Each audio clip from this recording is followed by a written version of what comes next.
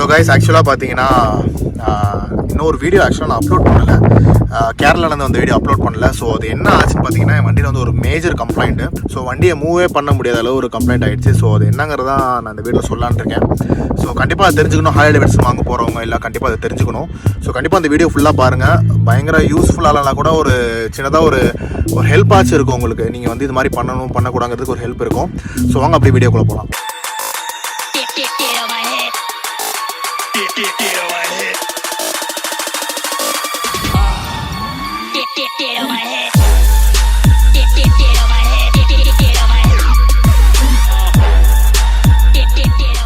என்ன ஆச்சுன்னு பார்த்தீங்கன்னா என் வண்டியில் வந்து பெல்ட் வந்து ஃபுல்லாக போயிடுச்சுங்க.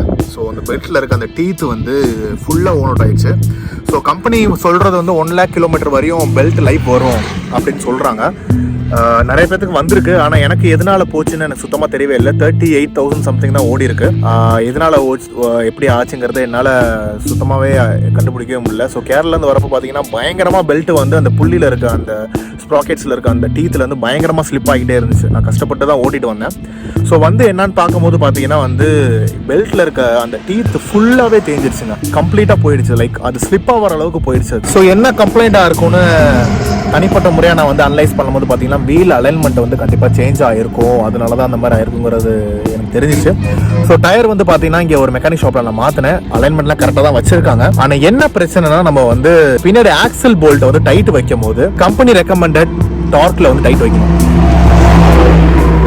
ஸோ கம்பெனி ரெக்கமெண்டட் டார்க்கில் தான் டைட் வைக்கணும். அப்போ தான் பார்த்தீங்கன்னா வந்து கரெக்டாக இருக்கும் ஆக்சுவலாக. ஸோ ஓவர் டைட்டும் ஆகாது, கரெக்டான லூஸாகவும் டைட்டும் இருக்காது. ஸோ அந்த மிஸ்டேக்கை நான் பண்ணிட்டோம். ஸோ டார்க் ரிஞ்சில் வைக்காமல் நார்மலாக கையிலே வந்து ரேச்செட்லாம் வச்சு டைட் வச்சிட்டோம். ஸோ அதனால் என்ன ஆச்சுன்னு பார்த்தீங்கன்னா டைட்னஸ் வந்து கரெக்டாக இல்லாமல் அலைன்மெண்ட்லாம் நான் செக் பண்ணிட்டேன். ஸோ 2 சைடும் அலைன்மெண்ட் கரெக்டாக இருக்கா அந்த த்ரெட்லாம் கவுண்ட் பண்ணி செக் பண்ணிட்டேன்.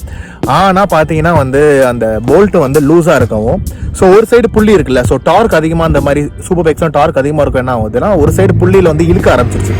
ஸோ ஸ்ட்ரைட்டாக இருக்க அலைன்மெண்ட் வந்து இப்படி ஆயிடுச்சு. ஸோ ஒரு சைடு வந்து புள்ளி இழுக்கும் போது என்ன ஆச்சுன்னா அந்த சைடு மட்டும் பக்கத்தில் வந்துடுச்சு. ஸோ ஆக்சலில் வந்து கொஞ்சம் பக்கத்தில் வந்துடுச்சு. ஸோ அதனால் அலைன்மெண்ட் மிஸ் மேட்ச் ஆகிருந்து இந்த மாதிரி டீத் போயிருக்கும். ஸோ டீத் எப்படி எவ்வளோ போயிருச்சுங்கிறத நான் காட்டுறேன் உங்களுக்கு பாருங்கள். ஸோ இதை பாருங்கள் எந்த அளவு பெண்டாக இருக்குது ரவுண்டா. ஸோ தெரியுதா உங்களுக்கு? இந்த சைடு எவ்வளோ ஸ்ட்ரைட்டாக இருக்குது, இங்கிட்ட பாருங்கள் எப்படி பெண்டாக இருக்குன்னு.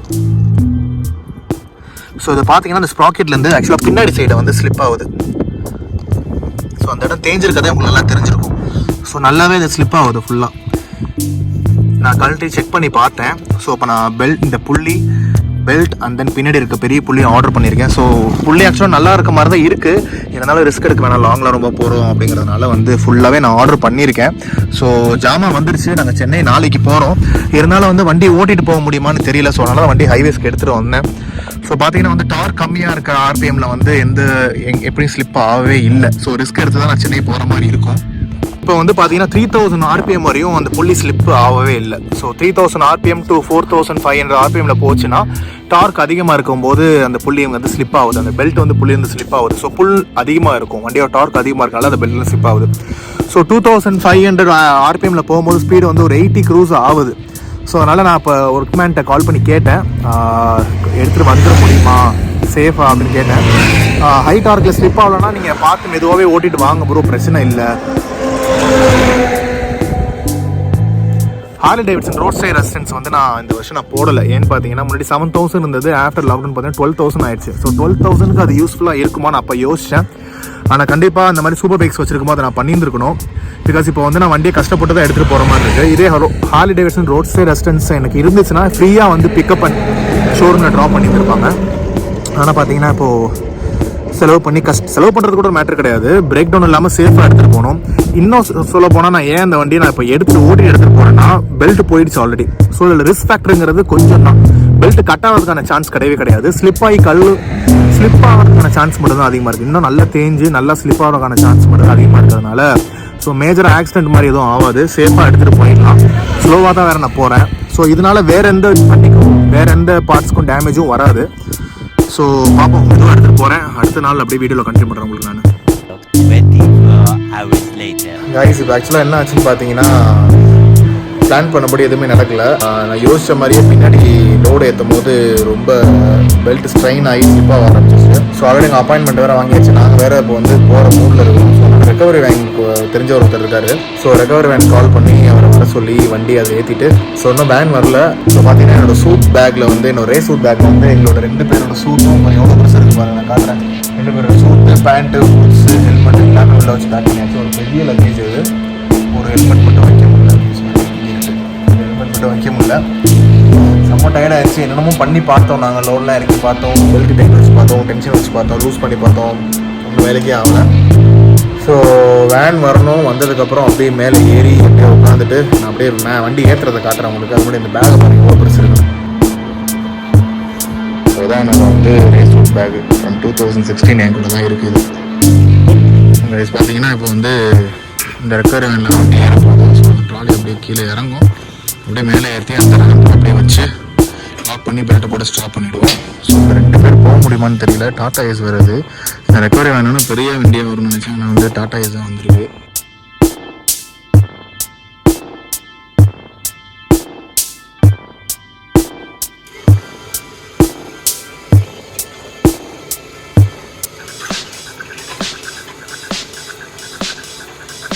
ஸோ இது போய் இங்கே போய் நின்றும், அதுக்கப்புறம் அது ஏறும்.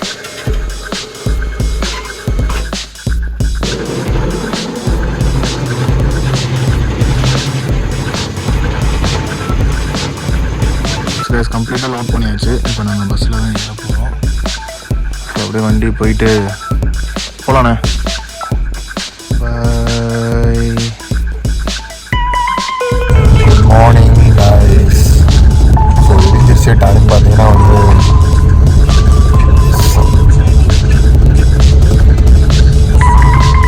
6:45 தான் ஆகுது. ஸோ நாங்கள் இப்போ வந்து ஒரு 120 கிலோமீட்டர்ஸ் தான் வந்துருக்கோம். வண்டி வந்து எங்களுக்கும் பின்னாடி இன்னும் வருது. ஸோ வந்து போயிட்டு தான் இருக்கணும். ஸோ கொண்டா இறங்கி தண்ணி போட்டு பிஸ்கெட்ஸ்லாம் வாங்க.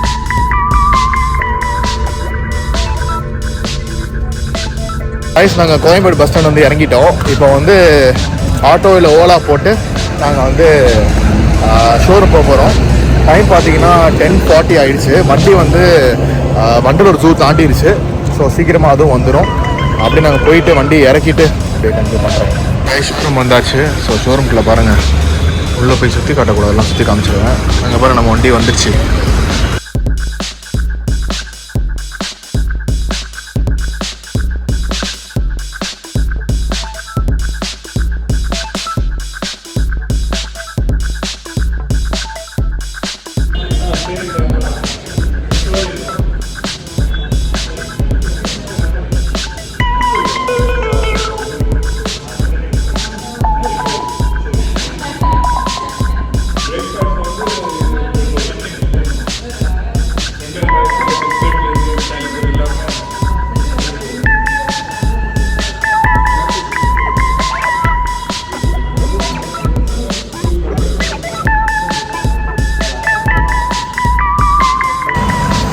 கைஸ் டைம் வந்து 2 மணி ஆக போகுது. பயங்கரமாக பசி எங்களுக்கு. சூப்பர் ப்ரோ, பிரியாணி சாப்பிட்லான்னு ஒரு பயங்கரமான ஆசை. அதனால் அப்படியே போயிட்டு பிரியாணி கடையை தேடுறாங்க. எங்கள் நடைப்பயணத்தை ஆரம்பிச்சிருக்கோம்.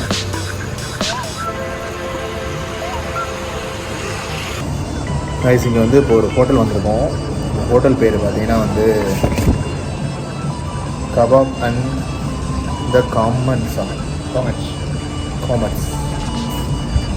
இட்ஸ் ராக்கிங் அண்ட் ஸ்மோக்கிங்னு போடுறது. என்ன சொல்லியிருக்கோம், 2 எக் பிரியாணி, ஒரு பெப்பர் சிக்கன் மசாலா சொல்லியிருக்கோம். ஆம்பியன்ஸ் பாருங்கள், செம்மையாக இருக்குது.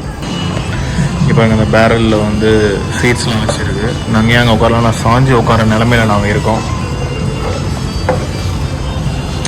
சூப்பராக இருக்குல்ல அவர் ப்ரோ. முடிஞ்சு தையல்லாம் போட்டிருக்காரு அவர், தையல் போட்டிருக்காரு அவர். ஸோ இங்கிட்ட பார்த்தீங்கன்னா ஆம்பியன்ஸ்லாம் சூப்பராக இருக்குது. வெளியூர் வந்தால் நாங்கள் வெக்கமே பட மாட்டோம், வீடியோஸ்லாம் சூப்பராக எடுப்போம். என்ன ப்ரோ பேசுறது கூச்சப்பட மாட்டோம். எக் பிரியாணி வந்துடுச்சு, பெப்பர் சிக்கன் மசாலா வந்துடுச்சு, ரைத்தா வந்துடுச்சு, கத்திரிக்காய் வந்து வேறு லெவல் ப்ரோ. என்னோடய ஃபேவரட் கத்திரிக்காய் வந்துடுச்சு, raita, pepper chicken masala, biryani. Start. Guys நாங்கள் சாப்பிட்டோம். ஆக்சுவலாக வந்து நிஜமாக ஒர்த்து தாங்க. நல்ல டேஸ்ட்டாக இருந்துச்சு. குவான்டிட்டியும் அதிகமாக இருந்துச்சு, குவாலிட்டி நல்லா இருந்துச்சு. எக் பிரியாணியில் வந்து ஒரு முட்டை இருந்துச்சு. எனக்கு அதை வந்து ஒரு வருத்தம், 2 முட்டை வச்சுருந்துருக்கலாம். ஆனால் ஃபுட்டோட குவான்டிட்டி அதிகப்படுத்துறதுக்காக கூட ஒரு முட்டையை குறைச்சிருக்கலாம்னு நினைக்கிறேன் நான். பட் ஆனால் டேஸ்ட் வந்து அல்டிமேட்னு சொல்லலாம், அல்டிமேட்டாக இருந்துச்சு.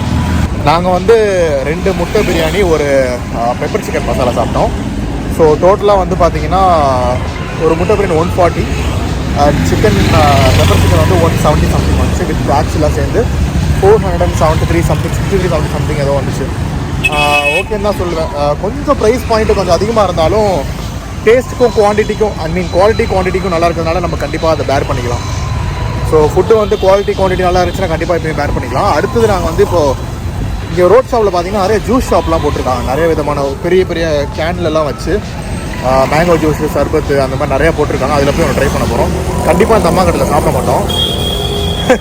போகிறவங்கள கடையே இல்லைன்னு, பிரியாணி கடையே இல்லைன்னு நான் கேட்டோம். பிரியாணி கடை எங்கேன்னு கேட்டோம். 2 ஸ்டெப்பு தள்ளி தான் இருக்குது. கடைலாம் கிடையாதுங்க, 2 மைல் போகணும் அப்படின்னு. இந்த ஜூஸ் குடிக்கணுங்கிறதுக்காக. ஆனால் இந்த கடையில் சாப்பிட மாட்டோம், வேறு கடையில் தான் போகிறோம் நாங்கள்.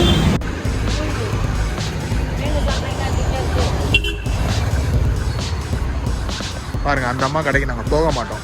அங்கே ஒரு ஜூஸ் கடை இருக்குது, அங்கே போகிறோம். ஏன் போகிறோம்? ஆமாம், ஏன் போகிறோம் அதுதான் ரொம்ப முக்கியமானது. அதே மாதிரி அந்த ஜூஸ் கடைக்கு இன்னொரு ஜூஸ் கடைக்கு போகிறதுக்கான இன்னொரு ரீசன், மெயின் ரீசன் என்னன்னு பார்த்தீங்கன்னா, அது லயோலா காலேஜ் வாசப்படியில் இருக்குது. லயோலா காலேஜ் வாசப்படியில் ஜூஸ் குடிக்கிறதுல நாங்கள் ரொம்ப பெருமைப்படுறோம். நாங்கள் போய் ஜூஸ் குடிச்சோம். ஜூஸ் நான் காட்டுறேன் உங்களுக்கு எப்படி இருக்குன்னு.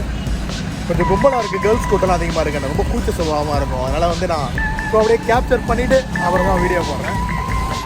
அதுக்காக தான் நான் சொன்னேன் பாருங்கள். Different juice, crepe, fruit mixture, பாதாம் சம்திங் நிறையா இருக்குது. 120 ரூபா. கைஸ் பாருங்கள், வண்டி ரெடியாக போகுது. கைஸ் டெஸ்ட் ட்ரைவ் பண்ணியாச்சு. ப்ரீ செக் முடிஞ்சு. ஒரு வாட்டி செக் பண்ணிட்டு டைட் வைக்கிறாங்க. ஸோ அப்படியே வண்டி எடுத்துகிட்டு லெட்ஸ் ரோல். சூப்பராக இருக்குல்ல? Blue bird is back. நம்மளை பார்க்குறதுக்காக காளி ப்ரோ வந்திருக்காரு. காளி ப்ரோ தெரியாதால யாரும் இருக்க மாட்டீங்க. ரைடு வித் காளி. நான் ஐடி கீழே கொடுக்குறேன் பாருங்கள்.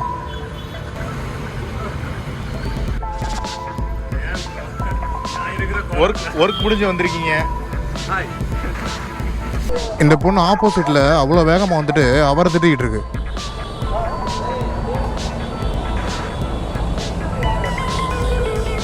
இந்த வந்துட்டேன்.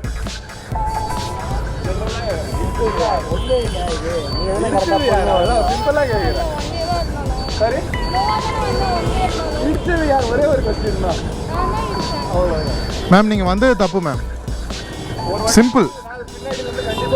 இல்லை ஆர்கியூ பண்ண வேணாம். இங்கே பாருங்க, ஆர்கியூ பண்ண வேணாம், கிளம்புங்க மேம். வந்தது தப்பு.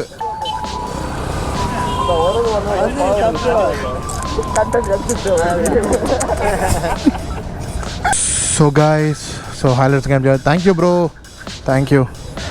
ஒரு கிளம்பியாச்சு. ஸோ டைம் பார்த்தீங்கன்னா வந்து இப்போது 6:50 ஆகிடுச்சு. ஸோ பார்த்தீங்கன்னா வந்து பெல்ட்டு புள்ளி சிஸ்டம் ஃபுல்லாக ரீப்ளேஸ் பண்ணியாச்சு. அவங்களும் ஒரு 50-20 கிலோமீட்டர்ஸ் வந்து டெஸ்ட் ட்ரைவ் பண்ணிட்டாங்க. நானும் ஒரு 5 கிலோமீட்டர் கிட்ட டெஸ்ட் ட்ரைவ் பண்ணிட்டேன்.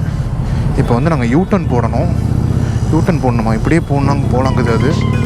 ஓகே, இப்படியே போயிடலாம். ஸோ ரொம்ப நல்லா ஆக்சுவலாக சர்வீஸ் பண்ணாங்க கைஸ். நான் வந்து கண்டிப்பாக நிறைய பேர் சொல்லுவாங்க ஷோரூமில் சர்வீஸ் ஒழுங்காக பண்ண மாட்டாங்கன்னு.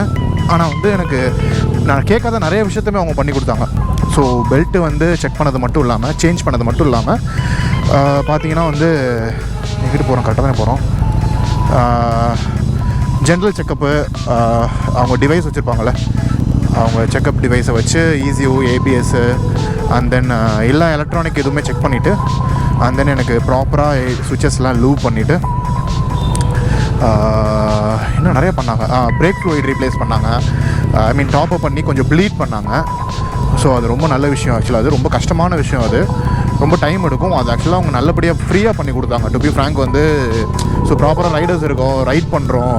ஸோ இவ்வளோ கிலோமீட்டர் இந்த வண்டி ஹார்லி டேவிட்சன் ஓட்டியிருக்காரு அப்படிங்கிற ஒரு மதிப்புக்காக அவங்க பண்ணி கொடுத்தாங்க. கண்டிப்பாக ரைடர்ஸை ரெஸ்பெக்ட் பண்ணுறது நான் கண்டிப்பாக ரொம்ப வரவேற்கிறேன். கண்டிப்பாக ரொம்ப ரெஸ்பெக்ட் பண்ணுறேன். Radiator oil, so coolant oil top up பண்ணி கொடுத்தாங்க. ஆக்சுவலாக கொஞ்ச நாள் மட்டும் தான் ரீப்ளேஸ் பண்ணேன். ஒரு 2 சர்வீஸ் மட்டும் தான் ரீப்ளேஸ் பண்ணேன். கொஞ்சம் கம்மியாக இருந்திருக்கு அது. ஆனால் டாப் அப் பண்ணி கொடுத்துட்டாங்க. ஸோ அந்த மாதிரி எல்லா ப்ராப்பர் செக்கப்பும் எல்லாம் சூப்பராக பண்ணாங்க. So thank you so much for doing all those things for me. So cost டோட்டலாக பார்த்தீங்கன்னா 38,000 சம்திங் வந்துருச்சு. Spare with labour. And then இப்போ நம்ம பிக்கப் ட்ரக்கில் வந்துட்டு போனது அது ஒரு 15,000. அது இல்லாமல் நம்ம பஸ்ஸுக்கு 700 + 700 அது 1,500. ஸோ 15, 16, 17 + 38, 48, 50, 50, 60 ரூபா கிட்ட தான் ஆயிடுச்சுங்க. ஸோ கைஸ் இதான் நாங்கள் தங்கி இந்த ரூம் பார்த்திங்கன்னா ரொம்ப சூப்பராகவே இருக்குது. ஸோ உள்ள நுழைஞ்சு பார்த்தீங்கன்னா இங்கே வந்து ஒரு சின்ன ஃப்ரிட்ஜ் இருக்குது, போர்ட்டபிள் ஃப்ரிட்ஜ் மாதிரி ஒன்று இருக்குது. ஸோ அது ஆக்சுவலாக ஒர்க்கிங்கில் தான் இருக்குது, இப்போ தான் செக் பண்ணோம். ஸோ இங்கே பார்த்தீங்கன்னா சார்ஜிங் ஐட்டம் போட்டு வைக்கிற டாக்ஸ் இருக்குது. அண்ட் இங்கே பார்த்தீங்கன்னா ஒரு கபோர்டு, ரைடிங் கேஸ்லாம் வச்சுக்கிற மாதிரி ஒரு கபோர்டு. இல்லை 2 பேர் ரைடிங் கேஸும் கம்ப்ளீட்டாக வைக்கிற மாதிரி தான் இருக்குது. ஸோ நல்லா இருக்குது. ஸோ வந்து பார்த்தீங்கன்னா கண்ணாடி. So room is okay. I mean 4 out of 5 கொடுக்கலாம் தாராளமாக. சீப் தான், 1,500 இந்த மாதிரி ஒரு ரூம் நல்லா தான் இருக்குது. நாங்கள் ஓயோட தான் புக் பண்ணோம் சொன்னாங்க ஆக்சுவலாக அங்கே இருக்கவங்க. ஸோ இது வந்து கைசர் இருக்குது, washroom is neat and clean. ஒரே ஒரு ட்ராபேக் என்னென்னா சோப் வைக்கிறதுங்க ஸ்டாண்ட் இல்லை. ஸோ ஏதாச்சும் ஒன்று இருக்குன்னு மெயின்ட்டு இருக்குது போல்.